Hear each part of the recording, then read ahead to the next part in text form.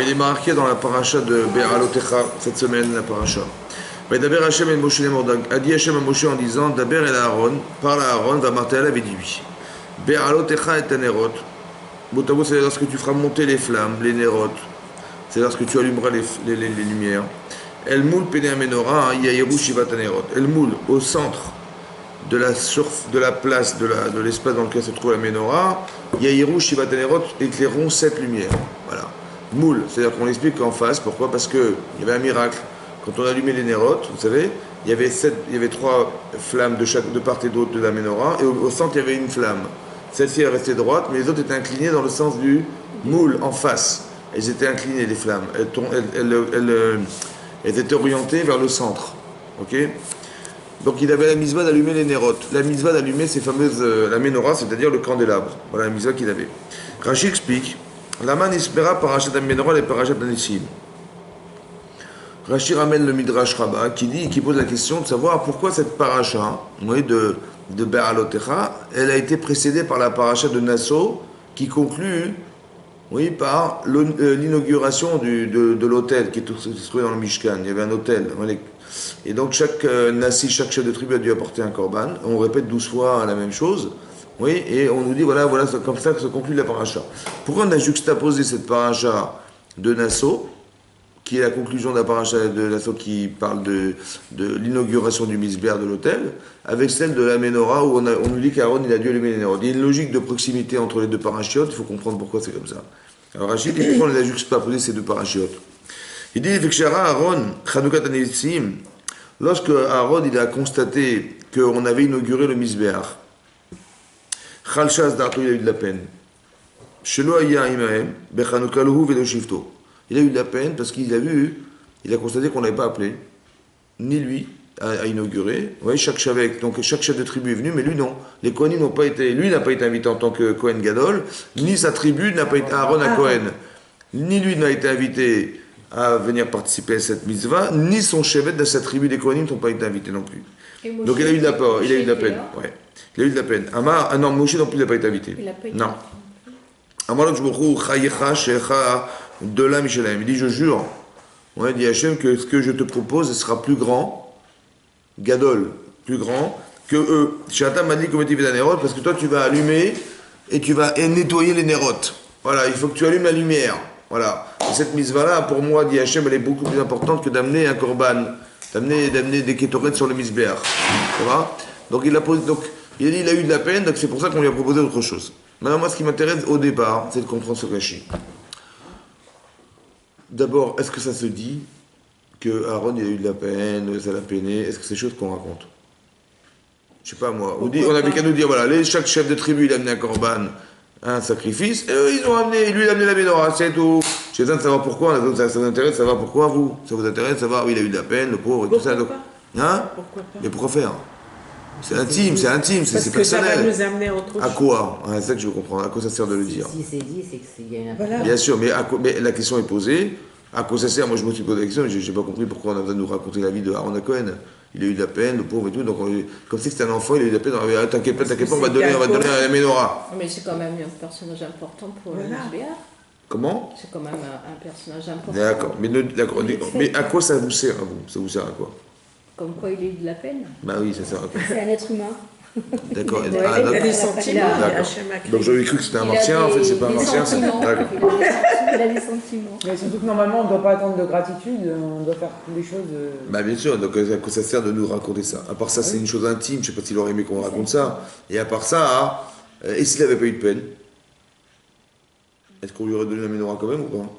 Il marqué parce qu'il a eu de la peine, alors j'avais dit, t'inquiète pas, je t'ai donné un truc plus grand. Et s'il n'avait pas eu de peine, est-ce qu'il aurait reçu la Menorah? Il aurait reçu ou pas? Donc ça sert à rien qu'on l'ait écrit alors. Bah non, il n'y a rien de clair, rien, il y a une explication, c'est sûr. Non mais si vous dites qu'il a eu de la peine ou pas de peine, de toute façon on lui aurait donné la Menorah. Bah oui. Donc ce qui est marqué dans la Torah, dans le Midrash, ne sert à rien quoi. Alors j'ai déduit en fait comme ça, j'ai dit non, en vérité, en fait c'est parce qu'il a eu de la peine qu'il a eu la Menorah. Mais non, vous savez, des fois dans la vie, il y a des choses qui arrivent. Oui. Hachem, est-ce qu'à votre avis, il a fait exprès Hachem de ne pas l'inviter? Il a fait exprès ou pas? Est-ce qu'il a pensé ou il a dit, ah tiens, maman, j'ai oublié Arman à Cohen, tiens, vas-y, la Menorah. Oui, ça a été organisé, fait exprès. Il a fait exprès. Vous avez fait exprès ou pas? Moi, je Bien, pense. bien sûr. Mais c'était quoi la logique de faire exprès? C'est d'arriver à ce que Aaron il ait la conscience du désir qu'il avait de participer à cette mitzvah. Ah, c'est- Comment ça s'exprime? Parce que j'ai eu de la peine. J'avais tellement envie de me retrouver avec eux, j'avais tellement envie de, ou moi ou bien ma tribu, qu'on soit représenté quelque part. Si j'ai pas de peine, c'est que je m'en fiche. Vous comprenez ou pas? Mais la peine est révélatrice du désir d'être présent. Mais non, vous savez que l'intensité de la peine, c'est ça qui va permettre de donner la menorah. J'avais tellement envie de me retrouver là, dit Aaron. J'avais tellement envie, on n'est pas là-bas. C'est pas qu'il est déçu, il a de la peine. De la peine, ça veut dire qu'il aurait tellement aimé être là. Et bien, la peine est révélatrice du désir. Et le désir profond qu'il a eu l'amène Hachem à lui donner la menorah. Ça veut dire, maintenant que tu arrives à ce degré de désir tellement fort, alors je peux te proposer la menorah. C'est parce qu'il a eu de la peine qu'il a eu la menorah. Vous avez compris ce que je veux dire? S'il n'avait pas eu de la peine. Il n'aurait pas eu, parce qu'il n'aurait pas eu la conscience de ce que veut dire éclairer. C'est quoi éclairer? C'est qu'il a tellement envie d'être représenté quelque part, ouais, ou de représenter Hachem quelque part. Il avait tellement envie d'être là pour Hachem, que j'ai dit, je vais te donner le moyen de pouvoir éclairer disons, l'Israël, etc., à travers la menorah, évidemment, évidemment. Mais ça, il faut avoir la conscience pour pouvoir participer à la mitzvah. Il faut avoir cette conscience. Et or, s'il n'a pas la conscience, on ne peut pas lui donner de la menorah. Il faut qu'on soit certain qu'il ait désiré la chose pour pouvoir lui donner. Alors Hachem, il a organisé qu'il ait de la peine pour lui faire ça. Vous avez compris? C'est pour ça que c'est marqué. C'est-à-dire que quand il nous arrive des choses dans la vie, il ne faut pas se dire, tiens, il m'arrive un truc, je suis rachat, je suis machin. Non. Quelque part, Hachem, il crée des situations parce que, essayez de comprendre, d'analyser ce que vous avez ressenti. J'ai eu de la peine de ne pas avoir participé à la mitzvah, ça veut dire que la mitzvah existe. Mais que j'ai pas pu y être, malheureusement. Donc j'ai dit, tiens, voilà, mais c'est pas grave parce qu'elle existe, la chose, en moi. Maintenant qu'elle existe, alors Hachem peut entériner une autre situation de vie qui va faire que j'ai conscience de ce que j'ai besoin d'avoir, alors Hachem il me le donnera. Vous avez compris ça? C'est très important, c'est ce qui est marqué dans Hachem. Oui. Au départ, je n'ai pas fait. Toutes les autres tribus sont venues amener des carbones. Chaque chef de tribu a amené des kétorettes, d'accord, des enfances. Et Aaron, il n'était pas chef de Il tribu. n'était pas prévu, il n'a pas été prévu de participer à cette mitzvah. Mais il était chef de tribu. Il était chef de tribu des Kohanim. Alors, il n'y a pas les 12 tribus qui ont été. J'entends, mais toutes les tribus, pas les 12, toutes les tribus ont dû participer, et lui n'a pas été invité, ni lui ni sa tribu n'a pas été représenté. Ah, il était véné. Mais non, mais la peine est révélatrice. C'est ça que j'explique. Quand on a de la peine, c'est que la chose existe, elle est forte. Et plus on est puni, plus elle est forte. C'est l'inverse qu'on croit. Et nous, on croit qu'on est puni dans certaines situations de vie comme ça. C'est faux. C'est d'avoir la conscience d'être fort. Vous avez compris ce que je veux dire? C'est ça l'inverse. C'est l'inverse de ce qu'on imagine. On dit, ah, Dieu ne nous aime pas, Dieu du machin. J'ai dû faire. Lui, vous savez ce qu'il dit, Midrash? Il dit qu'il a cru qu'à cause de la faute du Vaudor, il n'a pas été invité. Alors que c'est l'inverse. Vous avez compris? C'est incroyable. C'est-à-dire qu'il y a des sentiments qui sont ressentis, intellectualisés, qui sont faux. Nous, on fait des rapports entre Hachem n'a pas été détruit, bon, forcément, j'ai dû faire une bêtise, et donc c'est pour ça que j'ai pas été invité. Mais qui c'est qui a fait le lien logique entre le fait d'avoir été invité et le fait d'avoir fauté? C'est l'homme. C'est l'itinéraire de l'homme, c'est l'homme qui traduit. Mais c'est des fois, on traduit mal, malheureusement. Ça va? Et ça, c'était l'inverse. Oui, comme je vous ai dit une fois, je vous ai dit, imaginez-vous, vous êtes Abraham Avinu. Ça fait plaisir quand même. Bon, vous allez voir, mais vous allez absolument recevoir des gens, vous avez cette qualité d'hospitalité très forte en vous. Et après avoir fait la Brit Mila, Abraham, il était en souffrance. Bon. Qu'est-ce qui se passe? Il sort dans la rue, une chaleur torride exceptionnelle. Malgré la chaleur et la douleur, il veut recevoir des gens. Bon. Maintenant, il s'est dit, j'ai fait la mitzvah de la Brit Mila, j'aurais imaginé qu'avec ça, je serais plus fort et qu'Hachem, il me donnerait encore l'opportunité de faire des mitzvot plus grandes encore. Il voit dehors, c'est le désert. Plus personne n'est sorti dehors, il fait une chaleur torride, exceptionnelle. Qui c'est qui a créé la chaleur exceptionnelle? Qui c'est qui est dans l'exception? C'était pas prévu la météo, il n'était pas prévu de faire si chaud. Il a fait une chaleur torride exceptionnelle. Qui c'est qui a créé l'exception? C'est Dieu. C'est Dieu. Donc qu'est-ce qu'il dit Hachem? Abraham. Je ne sais pas comment vous ressentez ça. Vous avez très envie de recevoir des gens, et là, vous avez qu'Hachem, il vous a entre guillemets privé de recevoir des gens parce qu'il a fait une chaleur torride. Personne ne peut sortir dans la rue. Personne, c'est trop chaud. Comment vous l'imaginez, vous? Comment ça se traduit chez vous, ça? Frustré.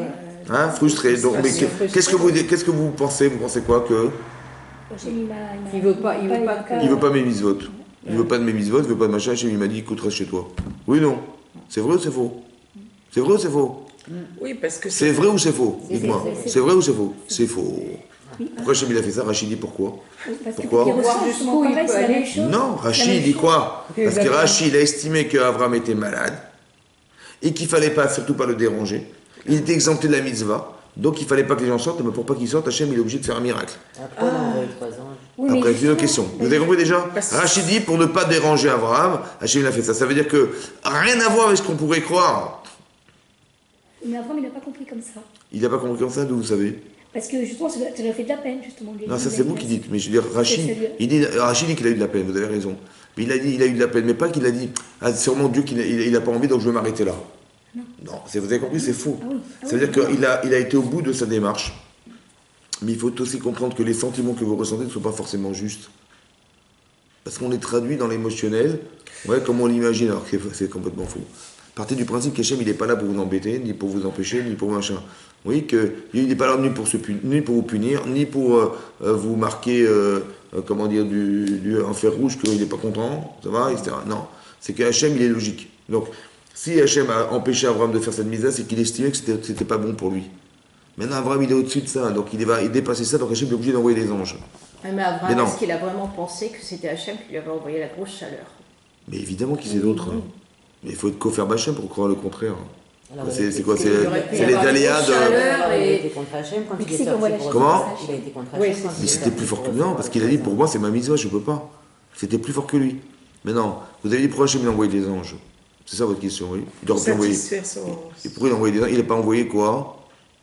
Mais il a d'abord déjà envoyé des bédouins. Après il a envoyé des anges qui avaient des apparences humaines. Envoie des gens qui supportent la chaleur. Bah oui, parce que. Bah, parce que C'était c'était d'autres intolérable, personnes, s'il ils faisait auraient pas 46. Il faisait plus que ça. Il y avait plus de couches d'ozone. Et le soleil sortait de son enveloppe, c'est-à-dire qu'il n'y avait plus de couches d'ozone.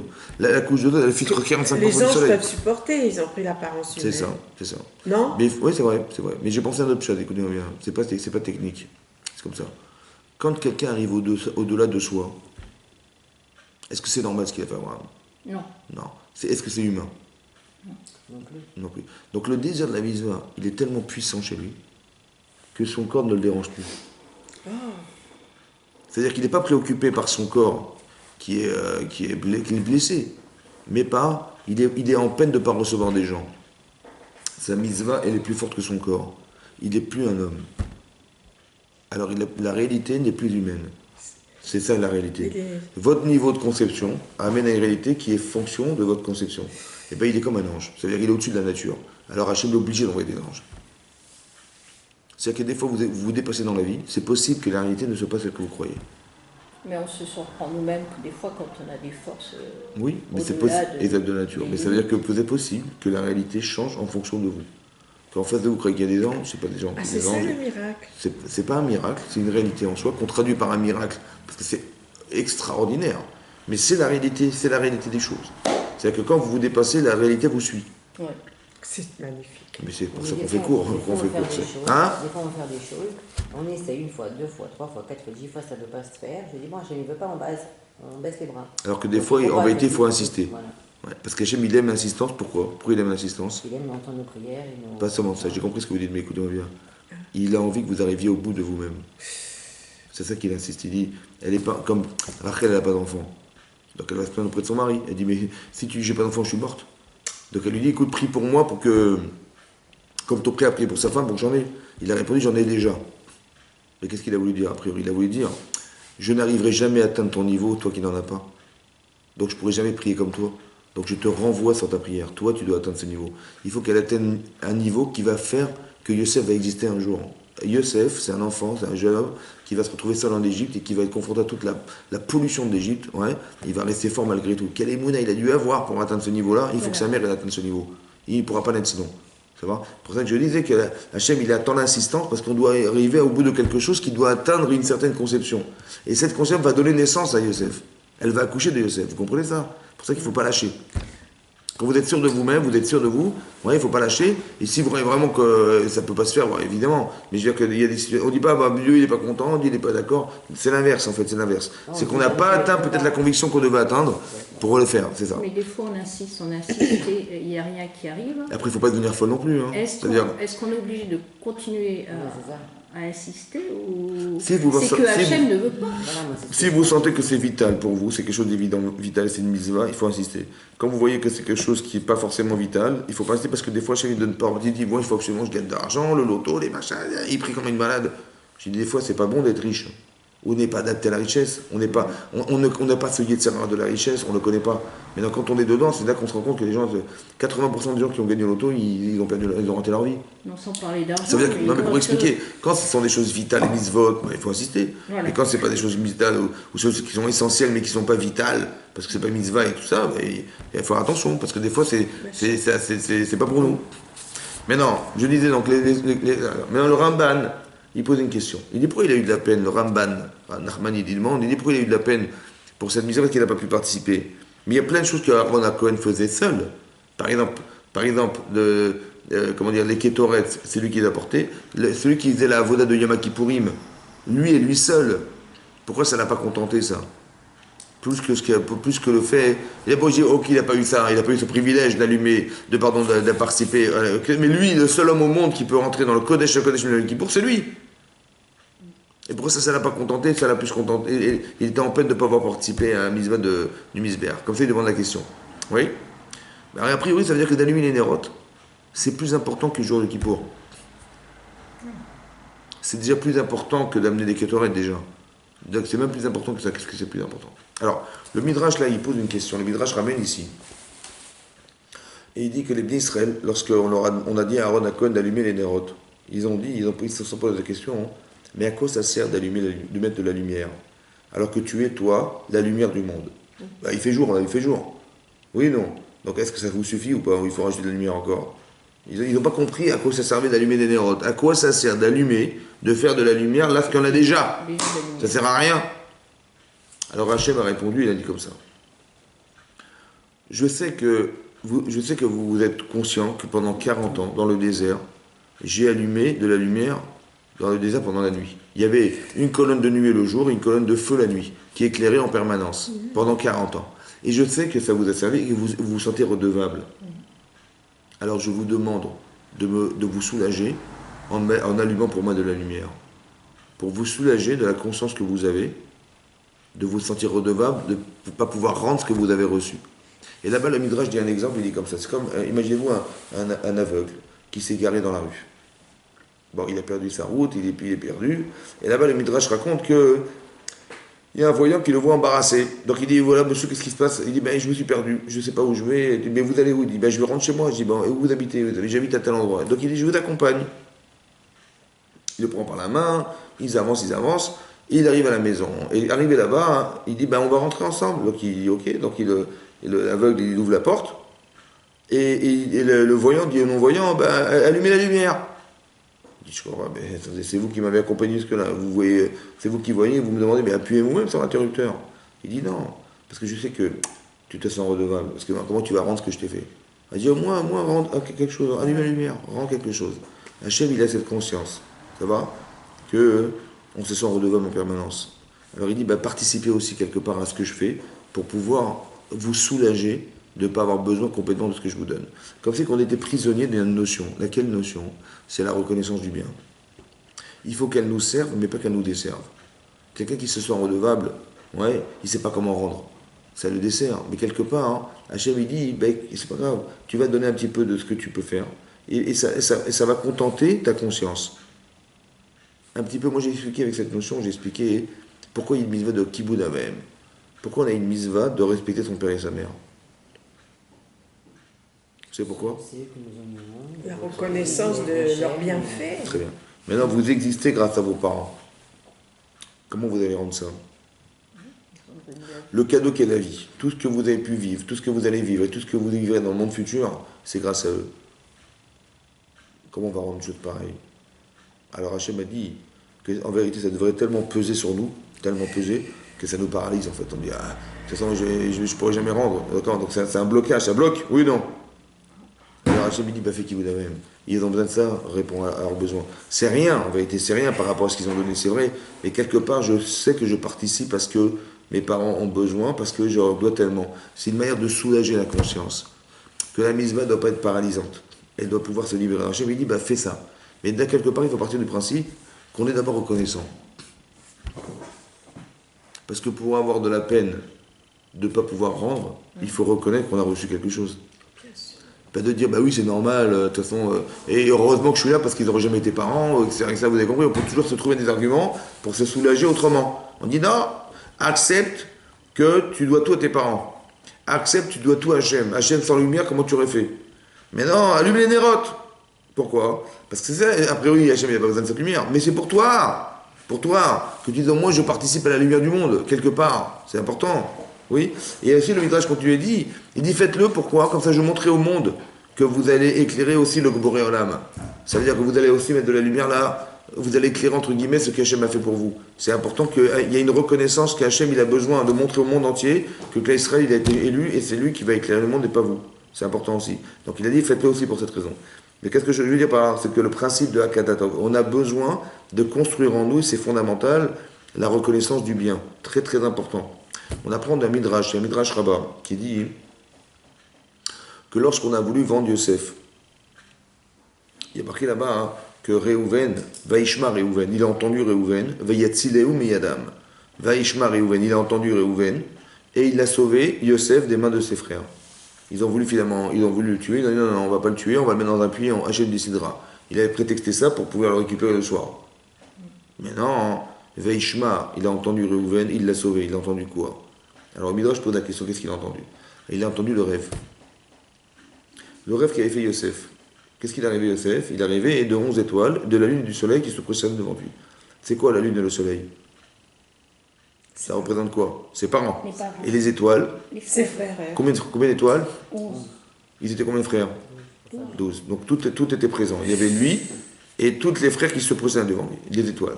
Il fallait un père. Maintenant, vous savez que Réhouven, un jour, lorsque Rachel est morte, qu'est-ce qu'a fait Yaakov? Yaakov, il dormait dans la chambre de Rachel. Qu'est-ce qu'il a fait Yaakov? Il a pris son lit, il l'a mis dans la chambre de la servante de Rachel. Et ça a déplu à Réhouven, parce qu'il a dit, ma mère, c'est quand même Léa, qui est la deuxième femme de Yaakov, ça se fait pas ce que fait mon père d'aller dormir dans la chambre de sa servante, et pas dans la chambre de ma mère. Donc qu'est-ce qu'il a fait? Il a pris le lit de son père, il l'a déplacé. Il l'a mis dans la chambre de sa mère. Bilbel Yitzoué Aviv, il a déplacé la couche de son père. Maintenant, là-bas, dans la paracha de Vaïchi, c'est marqué qu'il a fait une grande avéra. Parce que, un, il s'occupait de la vie de son père. Deux, parce que la Shekhinah, elle a résidé sur le lit Yaakov. Donc Yaakov, il savait exactement où mettre son lit et pas ailleurs. Et quand il a déplacé le lit, sans savoir, il a déplacé la Shekhinah. Ce qui était très grave, donc il était condamné à mort, Bashamaïm. Donc il devait mourir. Et là-bas, c'est marqué qu'il a fait Teshuvah. Oui, parce que là-bas, le Rashi rapporte pourquoi il n'était pas présent au moment où on a vendu Yosef, parce qu'il devait retourner chez son père. Parce qu'il y a tour de rôle, il faisait Kibbutz Avem, et à part ça, il est en train de faire Teshuvah sur la faute qu'il avait fait d'avoir déplacé le lit de son père. Mais est-ce que sa Teshuvah était agréée ou pas? Je pense que oui, parce qu'il n'a pas fait exprès, il a fait de... Le pauvre. Non. Non, mais c'est vrai, il faut dire la vérité, le pauvre. Bon. Elle était agréée ou pas? Il a fait une grande avéra? Je pense que oui. D'où vous savez? Bah, vous savez d'où? Parce que Yosef, il est arrivé. Il y avait combien d'étoiles? S'il était mort, Bachamaïm, il y aurait une étoile ou pas? Combien il a dû rêver? Il aurait dû rêver? 10. Il y en a eu 11. Parce que, donc, grâce à Yosef, il a su que Hachem avait agréé sa teshuva, à Karatatov. Maintenant, est-ce que tous les enfants de Yaakov, ils ont condamné Yosef? Ils ont jugé Yosef? Est-ce que Reuven, il a participé au jugement? On dit tous les enfants ont participé au jugement. Ouais, il manquait, oui, il y avait la Shrina qui était présente, et on dit Hachem, il a complété. Mais ça veut dire que quoi? Reuven était présent au jugement. Il a jugé, condamné, donc il a pensé légitimement que Yosef était coupable. Il fallait le tuer, il était coupable. Mais on ne va pas le tuer nous-mêmes, on va le mettre dans un puits. Ça va? Mais il était coupable ou pas? Donc il avait condamné cet enfant, son frère. Et il est revenu sur sa décision, pourquoi? Grâce à la reconnaissance que lui a procuré Yosef, de lui avoir annoncé que Bachamaïm, on avait expié sa faute. Il est revenu sur sa décision, il a dit je vais le sauver. Alors qu'il avait condamné. On voit que la Karadatov, la reconnaissance du bien, ça change la façon de voir au point d'innocenter, entre guillemets, ou de se donner le devoir de voir sauver quelqu'un qu'on devait condamner à mort. Est-ce que vous comprenez ça? Premier enseignement. Deuxième enseignement. Quand Yosef il racontait son rêve, est-ce que vous croyez une seconde qu'il a fait une allusion à Réhouven en disant je vais vous raconter mon rêve, mais à part ça, je vais vous dire une bonne nouvelle, pour la Teshuvah, c'est bon, ça a été agréé. Hein. Il a pensé à ça, Yosef, quand il a dit son rêve, où il a dit voilà, je vais vous expliquer, voilà, vous allez vous prosterner à moi. Est-ce qu'il a eu un sous-entendu d'allusion d'aider son frère? Qu'est-ce qu'on apprend de là? Par rapport au rêve. Qu'est-ce qu'on apprend de là? Il n'a pas eu de sous-entendu, il n'a pas fait cas de son frère. Et quand même, le frère, il s'est senti redevable de lui sauver la vie. Qu'est-ce qu'on apprend de là? Qu'est-ce que vous apprenez de là? En général, on reconnaît le bien qu'on nous fait lorsque les gens ont des bonnes intentions. Un type qui était au chômage, le type du téléphone, dit que j'ai trouvé du travail pour toi, super, merci beaucoup. Mais si indirectement il est sorti du truc indirectement par l'autre, est-ce que vous lui devez reconnaissance? A priori non, ça va. Surtout que Yosef, il raconte son rêve, mais il se met en difficulté parce que là, on va le mal interpréter son rêve en disant mais il s'est pris pour qui celui-là? Ça va? Donc c'est pas en faveur des frères, c'est en défaveur. Mais quand même, il faut quand même comprendre ici une chose. Que la reconnaissance du bien, c'est pas forcément lié à ce que l'autre a eu comme intention. Il dit, il n'a pas eu des bonnes intentions pour moi, mais j'ai appris des choses de lui. La reconnaissance du bien, hein, elle se définit dans ce que vous avez reçu. Peu importe comment. Vous devez reconnaissance, même si la personne qui était en face de vous, elle n'a pas forcément pensé à vous. Mais ce que je vais apprendre ici de ce midrash, c'est que je suis reconnaissant parce qu'au final, grâce à lui, même s'il n'a pas pensé à moi, j'ai su quelque chose qui m'a aidé. Je lui dois reconnaissance. Souvent dans les couples, vous voyez, les gens disent, ouais, de toute façon, il a fait pour lui, il a fait machin, nanana. Non, tu as reçu, tu as reçu. Tu dis, je suis reconnaissante parce que j'ai reçu quelque chose. Combien ça coûte la reconnaissance? C'est là qu'on voit combien ça coûte la reconnaissance. C'est très important. Une fois, je vous ai dit au cours, je vous ai dit, Léa, elle a eu 3 enfants. Le 4e, elle l'a appelé Yehuda. Elle a eu premier enfant Réhouven, 2e enfant Shimon, 3e enfant Lévi, 4e enfant Yehuda. Pourquoi elle l'appelait Yehuda? Par Rachid dit parce que Yehuda, ça vient de Oda. Elle a dit merci. Pourquoi elle a dit merci à Hachem? Parce qu'elle a eu 3 enfants. D'accord? Elles étaient 4 femmes. Il y avait 12 Shvatim. 12 tribus possibles. Elle le savait. Elles étaient 4 femmes. Donc légitimement, combien d'enfants chacune? Elle a eu normalement 3 enfants chacune. Elle a eu plus que tout le monde. Elle a dit, elle a appelé Yehuda, elle a été Moda. Ça va? Avec ce Rashi là, j'ai compris un truc dans ma vie. J'ai compris pourquoi des gens ne disent pas merci. Par exemple, vous rendez des services, 1, 2, 3, 4, 5, 10 services, et les gens ils vous disent pas merci. Ça vous choque ou pas? Mais bien entendu. Et pourquoi ils disent pas merci? Pourquoi ils ne sont pas reconnaissants du bien qu'on fait? Ils sont peut-être pas conscients du bien qu'on leur fait. Ah, quand même. Une fois, elle m'a dit, vous savez, il y a une famille qui est venue dans sa ville là-bas, elle a dit, j'ai trouvé du travail aux parents, mari et femme. J'ai placé les enfants dans l'école. Je leur ai trouvé un appartement. Pourquoi ils m'ont envoyé une carte de Rosh Hashanah, merci Toda Rabba, Shana Tova, même pas. Et elle était vexée, Ça va? Comment ça se fait que les gens ne reconnaissent pas le bien qu'on leur fait? Comment ça se fait? Je pense que c'est normal de les aider parce qu'ils sont dans le besoin. Mais quand même. Parce quand qu'on même est un. Mais si c'est normal que la mise, mais au moins la personne est reconnaissante. Merci d'avoir fait ça. Comment ça se fait qu'on ne dit pas merci? Parce qu'ils ne vont rien demander. En fait. Parce que c'est normal. Quand même. Bah, moi, je vous le dis, c'est les personnes qu'on veut aider, et on fait des choses, on veut les aider, et peut-être que je m'y prends mal. Non mais au final, elles ont reçu ou pas? Elles reçoivent, mais elles sont... Mais pourquoi? C'est pas- Comment ça se fait? Ouais, c'est la question. Si tu veux, tu veux pas, bah tant pis. Parce qu'entre C'est juifs, ça. c'est comme ça. C'est bien, c'est comme ça, les gens après ils s'ignorent, c'est vrai. Presque au barour. Non mais c'est pas bien. Pourquoi c'est comme ça? Alors je dis comme ça. De ce Rachid j'ai compris. Vous allez nous expliquer. Je vais vous expliquer. C'est comme ça. Rachid nous dit qu'elle devait recevoir combien? Au départ, combien elle devait avoir d'enfants? 3 donc. Elle a eu plus que 3. Vous savez quand est-ce qu'on dit merci? Qu'au départ, on sait combien on attend des gens. Combien? J'ai mesuré que c'était 3. Maintenant, j'ai plus que 3, alors je dis merci. Mais je ne dis pas merci, vous savez quand? Quand j'ai pas mesuré. Combien j'attends des gens? J'attends rien ou j'attends tout? Quand j'attends rien, j'attendais rien. De toute façon, il m'a donné, bah, tant mieux pour lui. Et quand j'attendais tout, de toute façon, ça ne suffit pas. Puisqu'il n'y a pas assez. Donc je dis jamais merci. Ça vous avez compris? Rachid dit comme ça. Au début, on a une mitzvah. Par exemple, une femme, elle fait un bon repas à son mari. Alors il mange, il est content. Il mange. Je lui dis alors, tu dis pas merci à ta femme? Il me dit, bah, pourquoi? C'est bon, ça va. Je lui dis, bah, t'es bon, t'étais content. Bah, dis merci. Il me dit, bah, attends, quand elle est bonne, c'est la fois je me suis marié, c'est pas pour manger. Je me suis dit, bah, non, attendez. Bah, attendez, je me suis marié, c'est normal. Mais c'est normal qu'elle me fasse plaisir, c'est normal, c'est ma femme. C'est vrai, normal, bah. Je lui dis, écoute, mon chéri. Elle aurait pu. Elle dit, donc il dit pas merci parce que c'est évidemment, quand c'est pas bon, il lui dit, c'est pas bon. Mais quand c'est bon, ben, on dit rien, mais c'est normal parce que c'est normal. Que ça soit bon, c'est normal. Ça va? Et par contre, quand c'est pas bon, je lui dis que c'est pas bon. La prochaine fois, fais attention, rajoute du sel, rajoute des machins. Ok. Je lui dis, mais dis-moi, elle aurait pu te faire un sandwich. C'est vrai. Mais même un sandwich. Elle aurait pu te faire un sandwich. Elle a pris un sandwich, 2 minutes, la charcuterie, Mais là, elle elle a cuisiné. Mais non, elle a cuisiné, elle a mis des efforts, elle a fait bon et tout ça. Est-ce que c'est pas plus qu'un sandwich? Si toi, dans ta tête, tu dis pas, elle aurait pu me faire un sandwich, et maintenant qu'elle m'a fait un bon plat comme ça, je dis merci, tu diras jamais merci. Parce que tu n'as pas su mettre la limite au départ. Combien tu attends d'elle? Combien tu attends de lui? Combien tu attends des gens? Combien tu peux espérer des autres? Combien? C'est ce que tu as mis. Mais alors, quand tu as reçu au-dessus de l'espérance, tu dis merci, évidemment. Après, c'est toi qui mets le baromètre. C'est ça que Rachid voulait nous dire. Elle a eu reçu 3, c'était normal. Au-dessus de 3, c'est pas normal, je dis merci. Mais les gens qui disent pas merci, c'est parce qu'au départ, il n'y a pas eu de norme. Comme elle a dit, j'attends rien des gens. Moi, j'ai rien demandé. Je dis pas, mais tu as une norme. C'est pas... Au moins, la norme, elle doit exister. Il n'y a pas de norme. Donc c'est normal que je ne dise pas merci, il n'y a pas de norme.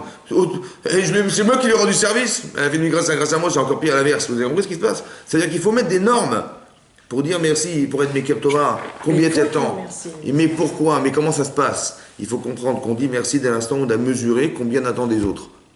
Si vous savez combien vous attendez 1, 2, 3, combien de fois? Combien de services? 2, 3. Après, plus dessus de ce que vous estimez, c'est là qu'on dit merci. Vous avez compris? Combien vous attendez des gens? Maintenant, vous avez plus que ce que normal, mais plus que la normalité de vous, que vous avez vous estimé. On ne doit pas attendre de merci, en fait. Non, j'ai pas dit ça. J'ai dit que la personne, elle se sent redevable de dire merci. Même quand la personne, elle a fait indirectement sans qu'elle ait eu d'intention vis-à-vis de vous. C'est ce que j'apprends de Réhouven. Réhouven, il a reçu une tova de son frère. Il dit, bon, d'abord, il était audacieux, Yosef, comme il a parlé de nous, comme il nous a humiliés, quoi. Mais je lui dois rien du tout, celui-là. Quelle audace d'avoir parlé comme ça, oui? C'est pas comme ça qu'il a lu. Il a lu de grâce, il a reçu un rêve de la Shamaïm, il m'a envoyé cette information. Il est capable de faire abstraction de l'être et de savoir combien il reçoit de la personne. Vous avez compris, c'est très important d'apprendre de là. Il lui a sauvé la vie, je ne sais pas si vous vous rendez compte. Il a été contre un principe qu'il avait déjà jugé, qui était de faire de le condamner. Contre quoi? Contre la reconnaissance du bien. Pour dire que c'est humainement très très fort. C'est marqué dans un Midrash aussi, un Midrash qui dit que lorsqu'Hachem a décidé de sauver les Israël d'Égypte, de les sortir d'Égypte, il s'est adressé à Moshe Rabbeinu. Maintenant, dans le Midrash, c'est marqué que, au final, Moshe Rabbeinu l'a accepté. Il a dit, mais je vais demander à mon beau-père la permission de pouvoir partir en Égypte. Il était à Midian. Il m'a dit, je vais partir en Égypte, et je vais demander à mon beau-père la permission, Yitro, s'il est d'accord ou pas. S'il est d'accord, j'y vais, il n'est pas d'accord, j'y vais pas. Ça vous semble normal, ça? Hachem, il lui dit, va-t'en, ils sont en souffrance, j'entends les cris des Israël qui souffrent. Oui, il faut les libérer d'Égypte. Il dit, attendez, je vais quand même demander à mon beau-père. On avait peur quand même, le genre idéal, quoi, mais quand même, il y a des souffrances totales là-bas, et Hachem lui dit, vas-y, il y a des souffrances, il dit, attendez, je vais demander à mon beau-père. Ça vous pense c'est normal? Il leur dit, mais bien sûr, je vais, je fonce, et puis mon beau-père, il comprendra. Non, il a dit, je vais demander à mon beau-père d'abord. Mais non. Là-bas, il y a un rave, il s'appelle le Rav Chaim Friedlander, il explique comme ça. C'est comme ça qu'on doit réfléchir dans la vie. Un jour, Moshe Rabbeinu, il a assassiné un homme. Bon, il s'est sauvé. Il est parti où? Il est parti à Midian. Qui c'est qui l'a protégé? Yitro. Mais non. Aujourd'hui, il est capable de sauver les Bnei Israël. Grâce à qui? Grâce à lui ou aussi grâce à Yitro? Grâce à qui? Grâce à Yitro. Mais est-ce que Hachem, il le savait ou pas? Oui, Très sûrement. bien. Donc est-ce que Hachem, il n'a pas pensé depuis le départ que Yitro, il avait une part de mérite dans le sauvetage du clan Israël? Oui. Oui ou non? Oui. Ah oui. Maintenant, si Moshe il part tout seul, il va partir parler à Pharaon. Ça va marcher ou pas? Ça marchera peut-être, mais... Ça marchera ou pas? Oui. Ça marchera ou pas? Je répète. Si Yitro, il avait une part dans le sauvetage d'Israël, et que Moshe il part sans la part de Yitro, est-ce que ça va marcher? Sans avoir demandé. Ça va marcher ou pas? Non. Ça ne marchera pas. Et lui il va comprendre pourquoi. Il va dire, ben non, tu m'as demandé d'y aller jeter, ça n'a pas marché, ça a échoué. Qu'est-ce qu'il devait savoir? Il devait savoir que quand tu as Karadatov, tu as été sauvé. Grâce à qui? Grâce à lui. Alors on va lui demander, est-ce qu'il est d'accord que tu partes avec son shroud à lui aussi, son mérite?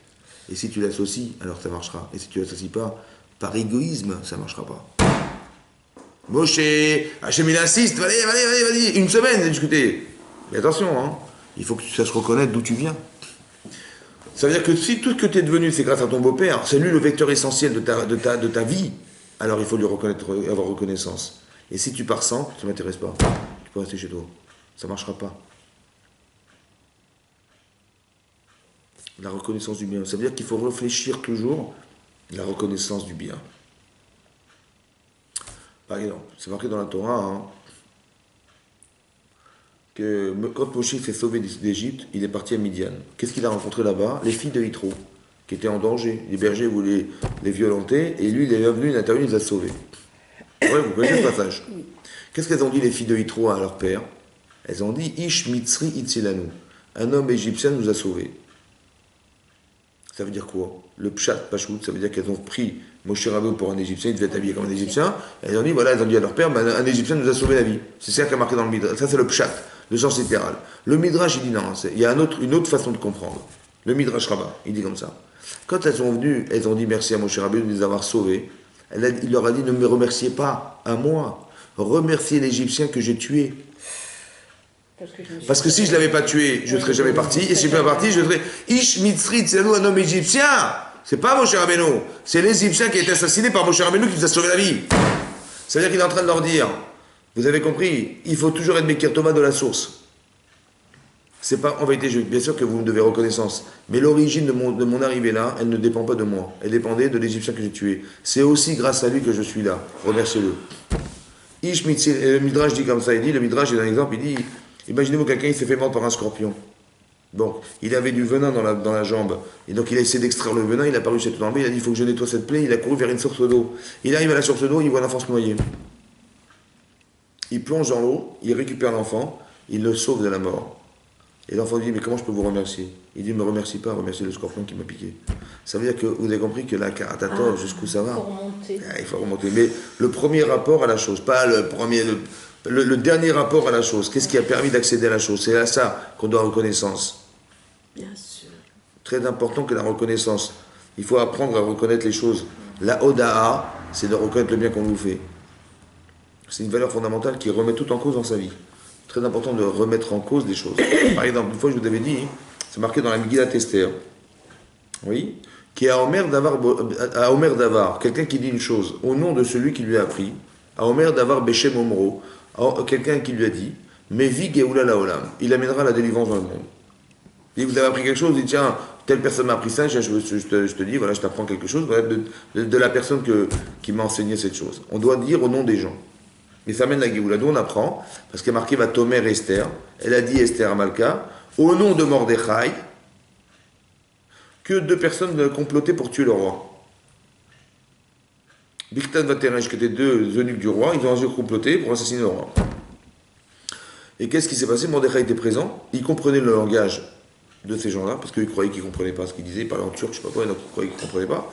Et lui, comme il faisait partie des membres du tribunal qui comprenaient les langages, 70 langues, alors il a entendu, là, il a su qu'on essayait d'assassiner le roi. Donc il a été dire à Esther à Malka, et Esther, elle a dit au nom de Mordechai, voilà, le roi a failli être assassiné, ok, on va faire une enquête, on a fait une enquête, et on a effectivement constaté que c'était vrai, et on les a condamnés, ils sont morts.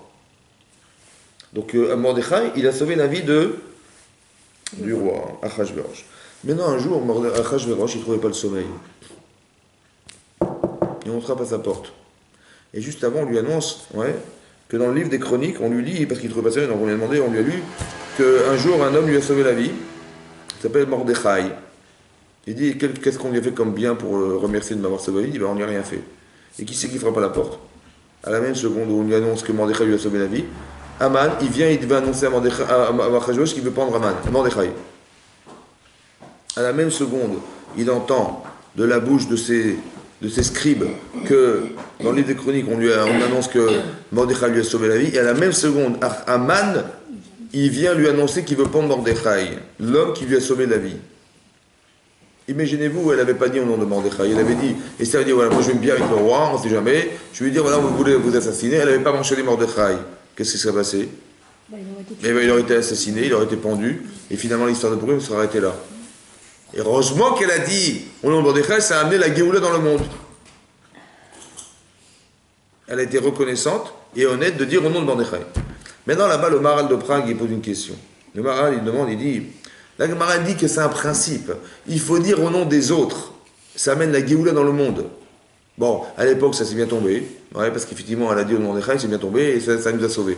Mais aujourd'hui, je sais pas, moi j'entends un devoir Torah de quelqu'un, ou j'entends quelque chose, Je le dis au nom de quelqu'un. En quoi ça amène la Géoula dans le monde? En quoi ça amène la Géoula dans le monde? Vous avez appris quelque chose, vous devez dire au nom de celui qui vous l'a appris. Mais en quoi ça amène la délivrance dans le monde? Quel rapport avec la délivrance dans le monde?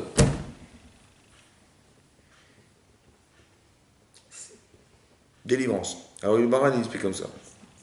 Si vous vous habituez à dire au nom des autres, il dit voilà, j'ai appris quelque chose, je vais dire honnêtement, c'est pas de moi, c'est quelqu'un. Je l'ai appris C'est de quelqu'un. l'honnêteté, justement. Oui, Mais pourquoi ça amène la Géoula, ça? Parce qu'on est reconnaissant que ça vient de. C'est De la l'effet. Et donc, maintenant lui, il a pris de qui? De quelqu'un d'autre aussi, sûrement. Et l'autre, il a pris de qui? Ricochet. Jusqu'où? qui peut remonter. Hein. Jusqu'où? Jusqu'à. Moshe Rabbeinu. Oui, Et Moshe Rabbeinu, qui l'a pris?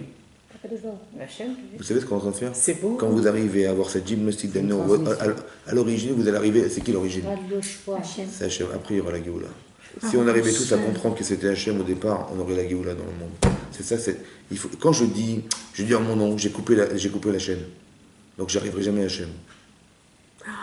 Mais vite Géoula la Olam, ça veut dire qu'il faut comprendre que lorsque vous êtes reconnaissant d'une chose, ça vous a fait plaisir, bah dites-le aux autres au nom de la personne. Pourquoi? Parce qu'on va remonter à la chaîne. On va monter à la chaîne, on va tomber un jour sur Hachem. Et quand tout le monde comprendra que c'est Hachem qui est derrière, bah, la Géoula pourra venir. Mais si j'accoupe ce principe, il n'y aura jamais de Géoula possible. Parce que Hachem, c'est pas lui, c'est la conjoncture, c'est ce que vous voudrez. C'est ça qui est grave, vous comprenez? Il faut toujours avoir de la reconnaissance du bien. Ah oui. C'est un moteur fantastique. Hein? C'est évident. Mais il faut que ça soit évident. C'est une génétique de l'esprit. Bon, quand on me dit c'est L'esprit. bien, tu vas au cours, je dis c'est pas grâce à moi, c'est grâce à Gina. C'est elle qui m'a fait Mais il faut que quelque part on arrive à cette reconnaissance parce que la reconnaissance c'est le moteur. Pareil, j'étais au mal, c'est pas ça métal. Par exemple, C'est ça? il y a eu combien de plaies d'Égypte? 10. Il y a 10. Il y a 3 plaies que Moshe a refusé de faire. C'est le nid. Dame c'est le sang, les grenouilles, et les kinim, les stioles. Les poux. Les poux. Il a refusé. Kinim, les poux. Pourquoi? Parce que là, je lui dit, écoute, prends ton bâton, on va frapper le Nil. Il dit non. Parce que j'ai été sauvé par le Nil. Comme ma mère, elle a mis mon berceau dans le Nil, grâce au Nil, j'ai été sauvé. Les grenouilles, elles vivent dans le Nil. Ah, Je refuse de frapper les grenouilles. Et aussi, les kinim, c'est quoi? C'est le sable. Ouais, il a frappé le sable, c'est de la vermine, et hop, ça envahit l'Égypte. Il dit, je ne frappe pas la terre, le sable. Pourquoi? Parce que quand j'ai dû enterrer l'Égyptien, Vayomer, il a prononcé le nom de Dieu, il est mort, et la terre, elle a enterré cet Égyptien. Je suis reconnaissant, je ne touche pas la terre. Hachem lui dit, prends ton bateau et frappe. Et lui dit, non, je ne touche pas. C'est-à-dire quoi? Il dit, Hachem, prends ton bâton et frappe. Ouais, la terre frappe le bas. Il a refusé, à Karlatov. Mais à ce point, attendez, est-ce que vous devez quelque chose à la terre? Est-ce que vous devez quelque chose au Nil? Le Nil a été créé pour qui? Pour les Égyptiens. Pour tout le monde, le monde entier, ça va? Ben oui, Et aussi pour Moshe Rabbeinu. Le Nil, c'est un moyen d'existence. Ben C'est oui, pas un but arrose la d'existence. terre, Voilà, donc est-ce que le Nil va être vexé si vous le frappez? Au contraire, il espère qu'il va être un kiddush Hachem. Le Nil, même s'il avait une conscience. Eh ben non, pour lui, peut-être, mais pour moi, c'est un tour. J'ai pas le droit de quoi? De manquer de respect vis-à-vis de ce qui m'a sauvé la vie. Mais ce sont des végétaux, ce sont des animaux, ce sont de l'eau. Tu commences à rentrer là-dedans. Autant on boit, on se nourrit. J'ai compris, mais est-ce que vous avez dans l'idée de ne pas frapper le Nil parce qu'il vous a sauvé? Il n'a rien fait. Est-ce que le Nil a pensé vous sauver un jour? Non. C'est quoi le principe d'Akaradatov vis-à-vis du Nil? C'est un grand respect. Mais évidemment, c'est de la nature. Si vous ne le respectez pas, l'arbre, il va se vexer. Le Nil non plus. Bon, il est devenu rouge, le Nil, mais bon, il s'est vexé. Mais quelque part, est-ce que vous avez un devoir de reconnaissance? Non. Alors, qu'est-ce qu'il a voulu faire, Moshe Rabbeinu? Qu'est-ce qu'il a voulu faire, Moshe Rabbeinu? Aller au-delà. C'est-à-dire pourquoi? Pourquoi avoir un rapport de reconnaissance vis-à-vis de quelque chose qui n'a pas lieu d'être? Hachem, il a créé ce Nil pour toi. Qu'est-ce que tu avais à reconnaître le bien? Il n'y a pas de conscience derrière. C'est encore plus profond que ce qu'on a dit. Au départ, j'ai dit Yosef, ouais, il a dit son rêve, mais il n'avait pas d'intention derrière vis-à-vis de Reuven. Et quand même, c'est un être humain, donc je comprends que grâce à lui. Mais même la nature, ah bon? Bah, c'est grâce Il n'y a pas d'intention derrière, le Nil. Et quand même, je dois reconnaître, mais le Nil, non seulement c'est pas un être pensant, mais en plus il n'a pas pensé à moi. C'est un instrument d'Hachem. Voilà, donc est-ce que vous avez un devoir de reconnaissance vis-à-vis d'un instrument? C'est logique ça? Parce que la base, c'est Hachem. Qu'est-ce qu'on apprend de là? Qu'est-ce qu'on apprend de là? On apprend de là La qu'on n'a pas le providence. droit de se contredire jusque-là, Tout est la providence de se divine. contredire. Au fond de moi, je sais que je suis reconnaissant. Jusqu'où? Même dans la matière. Pourquoi? Parce que si je casse ce principe de reconnaissance, ça va avoir des conséquences dans ma vie. Je le sais d'avance. Par exemple, le vendredi soir, on fait kidouche. Bon, est-ce que vous couvrez le pain ou pas? Oui. Pourquoi? On n'est pas du ferron. Pas qui Le vaut pauvre, vin. le pauvre, le vin. Et non, je veux dire, entre nous, vous allez, avec votre mari, il va faire kidouche. Vous allez Pour soulever rappeler la la mappa. rosée, Non, non, ouais. pour Vous allez rappeler- soulever la petite mappa et vous allez regarder. S'il rougit ou pas. Regardez. Regardez, dites-moi la vérité. Mais la matière, C'est un Il est respect. déjà tout doré, alors. Le rachet. Mais est-ce qu'il va rougir le pain? Il va rougir le pain? Je sais pas. Après vous. Eh ben, c'est ce qu'on dit, pour ne Oui, pas ça le c'était quand on rabaisser. était petit. Parce Pas que rabaisser. Mais spirituellement. c'est vrai, vous avez raison, mais c'est quoi Pas le. le rabaisser. Qu'est-ce que ça veut dire? Le pain il va pas rougir. Le pain il va pas rougir, je vous Parce rassure. que- Il va pas Spirituellement, rougir, il a- mais c'est le kavod, c'est le respect. Quel respect de quoi? Il est aussi Que- kadosh que le vin. Qu'il est aussi parce que kadosh le que pain, le kidouche. c'est le blé. Aussi on le qu'il couvre est parce que la pas rosée le ferment, couvrait. comme on a- Mais pourquoi il va pas rougir le pain? Vous inquiétez Il est pas. pas Vous allez inférieur. découvrir-le, c'est pas grave, il va être content que vous fassiez kidouche aujourd'hui. Il Il n'est est pas fier. inférieur au. C'est quoi le dit? C'est quoi la honte du pain? C'est quoi la honte du pain? Ça veut rien dire la honte du pain. C'est quoi la honte du pain? Ah, écoutez-moi bien. Qu'est-ce qui est prioritaire? Vous avez deux brachot. Vous avez du pain, vous avez des gâteaux et vous avez du vin. Les gâteaux, il faut les cacher. Non, non, je pense pas ça. Vous avez du vin, vous avez. Il n'y a pas de cachet. Voilà. Il y a deux brachot à dire. Deux brachot à dire. Voilà, il y a deux brachot. Deux brachot. Il y a une bracha de faire sur du vin et vous avez du pain ou vous avez des gâteaux. Du maisonnote ou du pain. Qu'est-ce qui est prioritaire? Le vin ou le pain? Le pain. Le pain. Le vin. C'est quoi qui est prioritaire? D'abord la première bracha, je Le l'ai fait pain, sur le pain. le pain et après sur le vin. le vin. Pourquoi Le c'est vin. prioritaire le pain avant le vin? Pourquoi?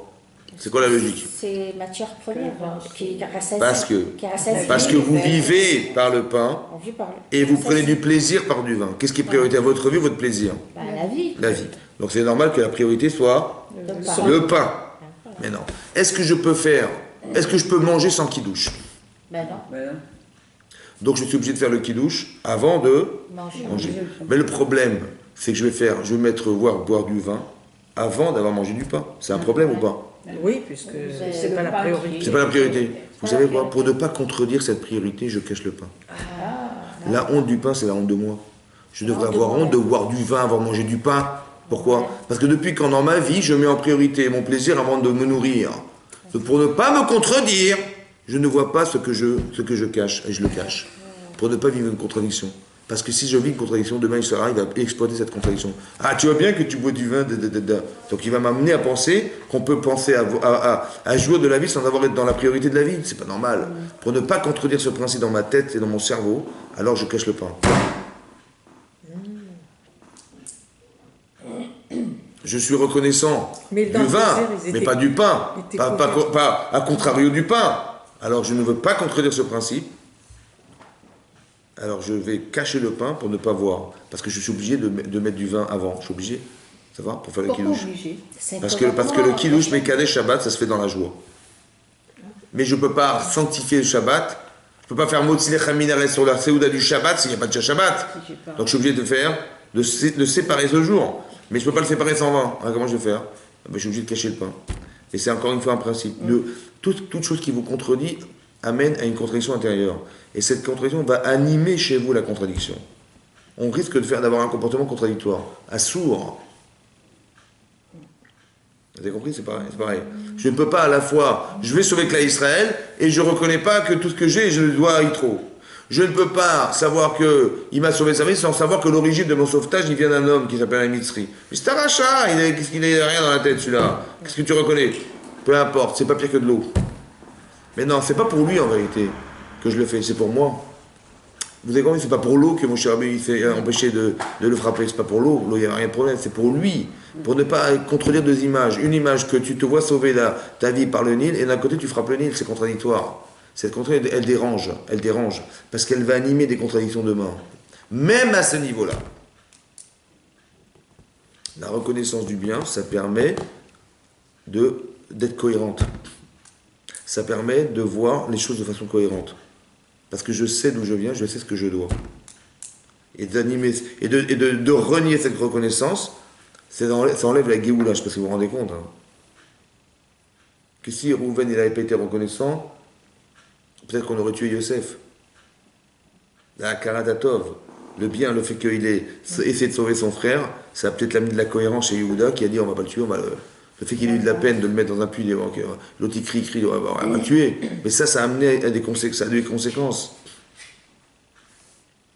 Par exemple, comment vous pensez une seconde que Réhouven il a eu l'audace d'aller prendre le lit de son père et de le mettre dans la chambre de sa mère? Qu'est-ce qu'il a manqué? De respect. De respect. Ça va? De réflexion. C'est quoi le respect? Le respect, c'est respecter la hiérarchie, respecter le père. Mais c'est quoi mon père? Mon père, il a un kavod, il a quand même un poids.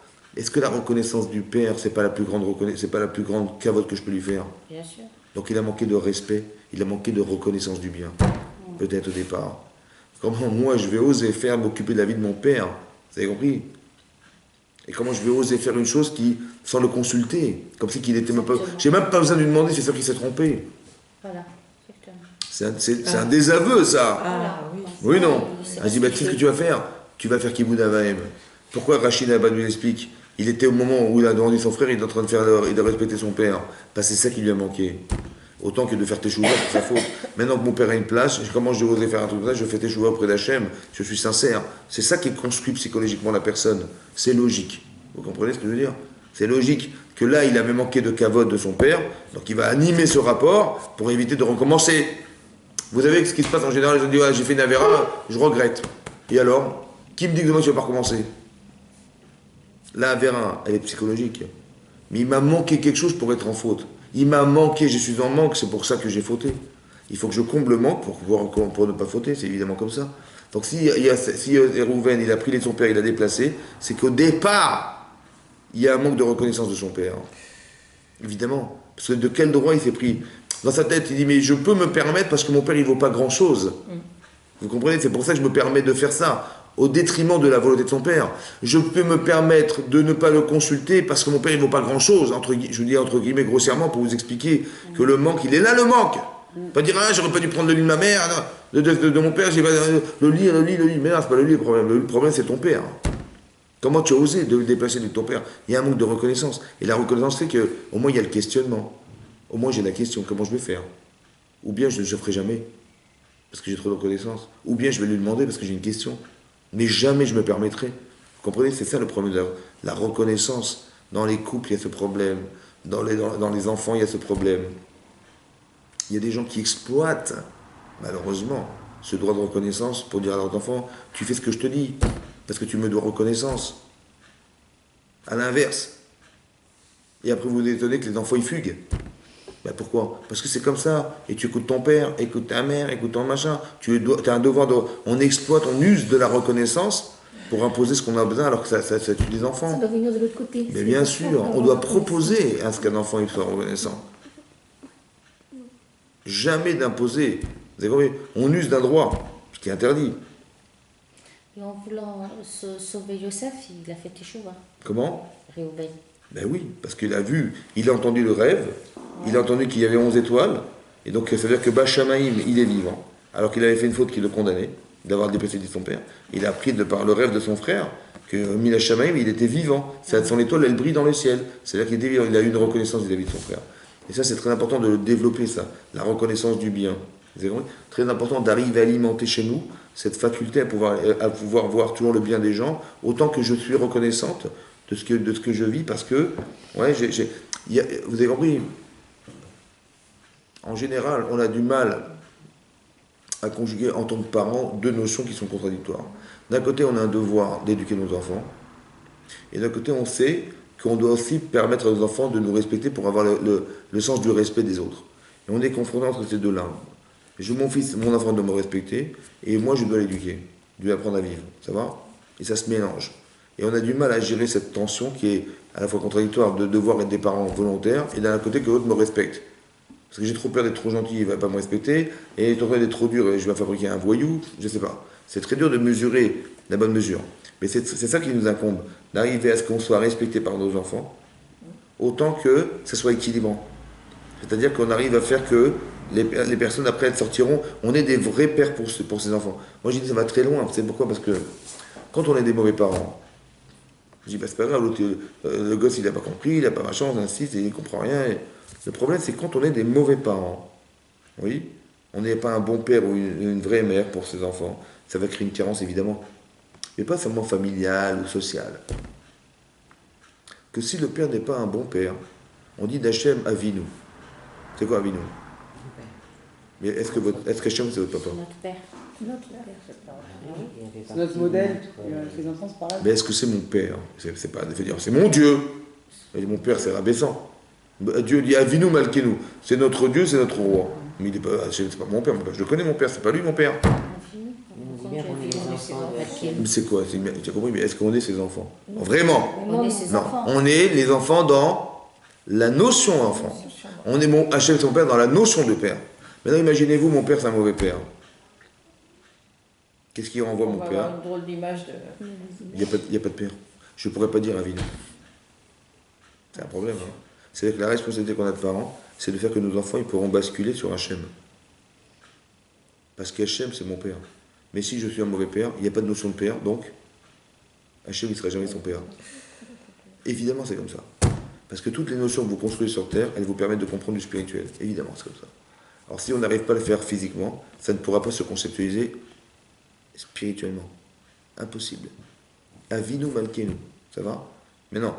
Par exemple, je vous ai dit que mon cher il voulait rentrer absolument en Israël. Il a pris combien de prières? 50. Hein? 151. 515 prières. Vaïtranan et Hachem. Il s'est lamenté auprès d'Hachem. Vaïtranan, le Midrash dit que la gematria, quand on numérise le mot Vaïtranan, ça fait 515. Il a prié 515 fois. Pas qu'il a répété 515 fois. Je vais rentrer. Non, il a trouvé 515 arguments pour rentrer en Israël. Hachem dit stop, arrête-toi là, daï, arrête-toi. Un de plus, je te fais un peu. Voilà, donc il ne voulait pas. Mais non. Vaïtranan, ça veut dire quoi Vaïtranan? Il s'est lamenté. Mais là-bas, après, on n'a pas dit Vaïtpalel, il a prié. Ça va? Vaïtranan. Pourquoi il n'y a pas marqué il a prié? Alors Rachid, je vous lis Rachid. Une prière, c'est une demande, alors que la lamentation, c'est... C'est aussi une demande, c'est une manière de Oui, c'est demander en se ça. lamentant. C'est rappeler tout ce que... Alors justement, je vous lis Rachid. Regarde, je vous lis Rachid. Vaïtranan. En chanoun bechol makom elalashon matanat chinam. À chaque fois que vous verrez Vaïtranan, par exemple, atachone d'anam da'at, dans la prière on dit ata tu donnes le da'at, en vérité chinam, c'est une lashon chinam, c'est gratuit. C'est un cadeau gratuit. On demande à Hachem, Vaïtranan, gratuit. Afalpi shesh lahem la tzadikim litod ma'asehem be'atovim, bien que les tzadikim ils pourraient dire Hachem donne-moi ça parce que j'ai fait ça. On pourrait négocier un peu quand même le dimanche. Non. En mevakshim et amakom, ils ne demandent des tzadikim d'Hachem et la matanat chinam, gratuit. Comment vous comprenez ça vous? Hachem, je lui demande gratuit, écoute, fais ça, comme ça, il faut faire. J'ai besoin de ça, je lui donne ça. Les tzadikim, ils ne demandent pas par leur mérite, ils demandent gratuit à Hachem. Mais non, écoutez-moi bien. Qu'est-ce qui est gratuit dans la vie? Vous êtes vous rentrez à la boulangerie, non, Dieu vous le rendra. Vous allez chez le concessionnaire Mercedes, vous prenez avec la voiture, il dit Dieu vous le rendra. C'est gratuit. Qu'est-ce qui est gratuit dans la vie? Hein? Qu'est-ce qui est gratuit dans la vie? Rien n'est gratuit. Ça va? La vie, l'air. Oui, j'ai compris, mais c'est Hachem. qu'est-ce que tout ce que vous avez en rapport à la vie, ça tout se paye, ça s'achète. Non, où est-ce que vous avez trouvé gratuit dans votre vie? Où est-ce que c'était gratuit? Les relations parents-enfants. Les relations par-enfant. C'est seulement. Donc c'est-à-dire que si Hachem, et Moshe demande à Hachem gratuit, ça veut dire qu'il a compris que Hachem était Son père. Le père. Si on n'arrive pas à créer cette relation de père avec Hachem, on ne pourra jamais demander gratuitement. J'ai honte de demander qui je suis pour machin. Mais tes parents, tu ne te gênes pas. Mais Hachem dépassait ton père alors. C'est ça, Avinu. C'est pas dire Dieu, c'est mon père. Non. C'est de comprendre que je dois atteindre ce niveau de complicité avec Hachem comme si c'était mon père. Mais alors, si tu as, c'est vrai, si tu as une notion de père avec ton père, mais si tu es loin de ton père, tu ne pourras jamais le faire avec Hachem. Impossible. Ton père, tu te gênes. Alors lui, Hachem, ça va? Mais si tu n'as pas une complicité avec Hachem, tu dis, mais que ce soit Chinam, évidemment, tu dis pas à tes enfants, quand ils seront mariés, écoutez, bon, j'ai fait un calcul. Bon, depuis que vous êtes jusqu'à votre mariage, ça m'a coûté 2 ou 3 millions d'euros. Commencez à rembourser, les cocos, hein. Allez, on va prélever sur les salaires. Non, c'est Chinam. C'est Chinam, vous avez compris, c'est gratuit. Avec personne au monde, on fait une chose pareille. Gratuit, ça n'existe pas gratuit. Par contre, avec nos enfants, c'est gratuit. C'est-à-dire que la notion de père, c'est la notion de gratuité. Ben Hachem, je demande à Hachem comme j'aurais demandé à mon père, gratuit. Mais ça, il faut développer la notion de père, la reconnaissance du bien, le machin, tout ce que vous voulez, pour qu'il arrive, Hachem, il arrive à arriver à cette dimension-là. Mais ça, je le sais parce que j'ai un père. Ça a deux sens, ça veut dire que je dois permettre à mes enfants de reconnaître que je suis leur père, autant qu'ils doivent reconnaître que je suis leur père. Moi, je leur permets de le reconnaître, si je suis un père méchant, dur et machin, à la police, ça ne m'a pas passé à la police, ou alors quand il n'est pas présent, mon père, il n'est pas là, il n'est jamais là, il n'est pas de père. Vous avez compris, c'est très important ça. Parce que ça a des conséquences énormissimes dans la conséquence spirituelle que ça peut avoir. Parce qu'Hachem, il est mon père. Pardon, quand on fait de la trila pour quelqu'un qui est très malade, et on demande à Hachem qu'il lui fasse un cadeau gratuit. Ouais. On n'est pas des tzadikim, mais on demande. Mais on peut demander, ouais, gratuit, parce que c'est un kiddush Hachem. Qu'Hachem, il fasse gratuit. Par exemple, quand Abraham Avinu, il a prié pour la fille de Sédom. Vous savez ce que c'est Sédom? Vous savez ce que c'est ces gens-là? C'est des gens bien ou des jambons? Pas bon, c'est Hein, c'était des gens bien ou des jambons? Pas bon. Des jambons. Pas bon du tout. Des cochons. Non, c'est vrai. Maintenant, il faisait partie de la tranche des jambons, malheureusement. Maintenant, Rechaim Lachem Meod. Rechaim Lachem Meod. Et non. Maintenant, si je vous dis, allez, il faut prier pour eux, vous priez vous pour eux? Des Rechaim Lachem Meod. On ne sait jamais. Le dimanche, bon, les jours de la semaine. Ouais, Est-ce que vous avez envie de prier pour Daesh? Ah non, Eh ben non. Ben, c'est Rechem Lachem Meod. Voilà. Ben, Hachem, il dit, je vais quand même pas détruire cette ville, je vais lui dire de prier. Mais qu'est-ce que je lui dire, moi? Pourtant, Abraham, il a prié. Il a prié pour ne pas que ça se détruise. C'est normal ou pas? C'est pas un chibou Hachem, ça. Hachem, il voit combien ça souffre et tout, et combien des gens, avec leur avérote, il dit non, mais il se pardonne. Pardonne quoi? Il va supporter encore Hachem de ça? Écoutez bien. Tu vas demander Bechesed, gratuit. Et Hachem, il va t'accorder ce droit. C'est un kiddush Hachem extraordinaire. Qu'on a donné la vie à des gens, parce que quoi? Parce que le fauteur, c'est pas ce qu'il fait c'est grave, mais c'est surtout ce qu'il pense qui est faux. Qu'est-ce qu'il faut faire? Est-ce qu'il faut tuer la personne ou il faut changer la personne? On l'a changé. Tu sais, il y a peut-être 10 tzadikim qui vont pouvoir les changer. Laisse-les vivre. Chinam. Vous avez compris? Et s'il y a 10 tzadikim, tu laisses? Ouais, je laisse. C'est-à-dire que s'il y a 10 tzadikim dans le monde, dans la ville, ça peut changer la ville. Ça peut déformer la tête des gens au point de l'amener à penser autrement. Parce que la personne n'est jamais mauvaise. C'est la pensée qui est fausse. Donc si tu changes la pensée, tu changes l'homme. Donc il a dit, il faut que ça vive. Vous avez compris? Il est allé jusqu'à un sol, il n'avait même pas un sol. Donc c'est pour ça que ça a été détruit en fait. Il y avait Lot. Il n'y avait que Lot. Il n'y avait pas 10. Parce que l'arche de Noé, ils étaient combien?